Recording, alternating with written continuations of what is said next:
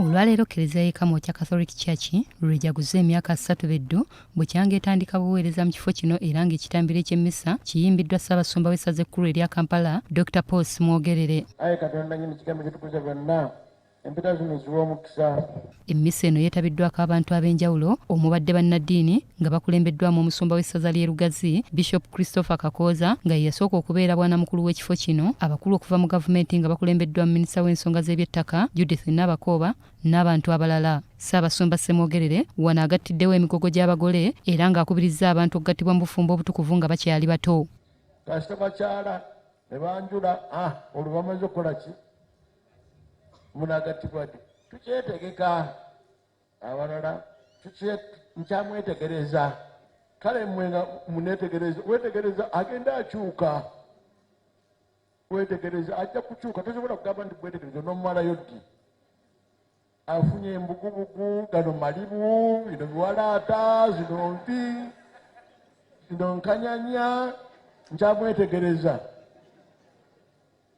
Onoogenda okutuuka okubusibwa kadaali nga takyakwatako.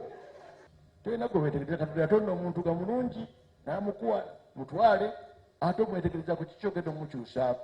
Ssaabasumba era yeebazizza abatwala ekifo kino olw'okukikulaakulanya kyokka n'asaba abafumbo naddala abagattiddwa okwongera okwettanira okutereka basobole okukulaakulanya amaka gaabwe. Era omukulu w'ekifo yaŋŋamba nti kino ekizimbe tikuliiko nnusu ya bbanja yonna yonna. Mwakizimba ab'e Kamwokya ne mukituusaawo.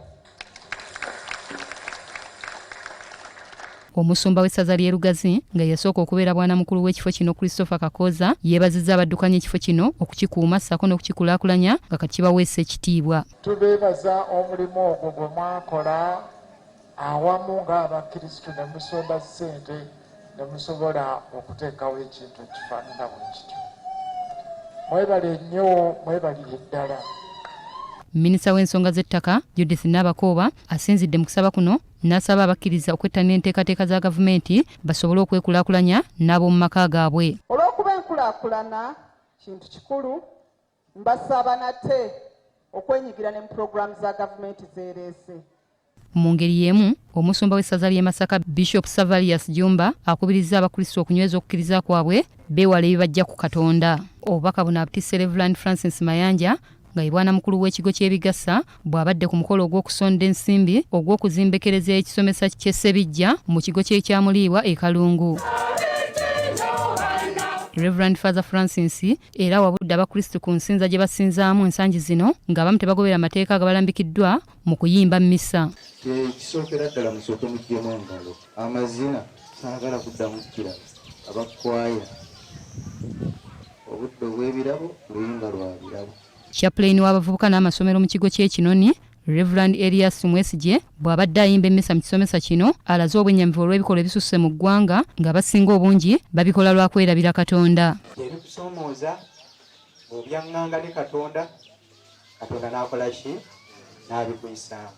School fees zibuze kambe mu Ekereziya Katolika ŋŋende eri kubanga bo batugamba abaana basobola n'okusomera obuki bwereere. Abantu ab'enjawulo basonze ensimbi era nga mwe mubadde ne munnamateeka Ssemakula Ismail Ssajja nga yeeyamye okubakwatirako era awanjagidde abakristo okukolera awamu okuweesa Katonda ekitiibwa. Buvunaanyizibwa bwaffe okwekumaakuma okwekolamu omulimo tuzimbe ennyumba ya Katonda. Jacqueline Nantale ne Kato Paul, BBS Terefayina, Gambuuze.